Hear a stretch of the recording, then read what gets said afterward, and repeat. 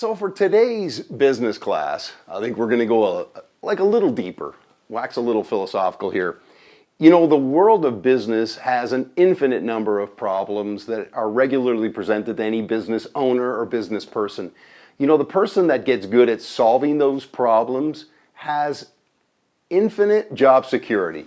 So I like to put it this way, that if you can learn to identify where need and opportunity meet, you're going to identify the place where a sale takes place, where a contract is signed, where maybe a job offer is extended.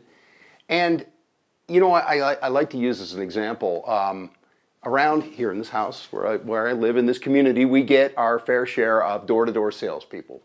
And for most of us, that's just considered an annoyance.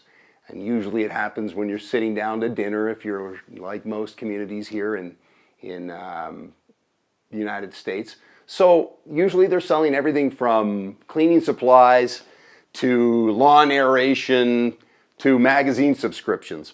And they're, you know, I will come to the door and say no, politely no, no. And, you know, there was one time I was saying to my wife, I have no idea why these people continually come to my door. I tell them no all the time. And when you think about it, the reason they keep coming to your door is because someone somewhere in your community is saying yes. So there was one night I was sitting there with my wife and kids having dinner and knock on the door, you know. And so I open the door and there's a salesman standing there and he says that he is in the community for the next week cleaning rain gutters. Would I be interested? It just so happens that that was around the time of year, either in the spring or the fall, where my rain gutters were full of leaves. I have trees around my house, and I had those one of those freeze situations where I had these big, massive icicles, deathsicles, if you will, that my kids called them, hanging from my house. So I immediately went into, I was about to say no, and then I realized, wait a second, I have a very steep slope angle on my roof.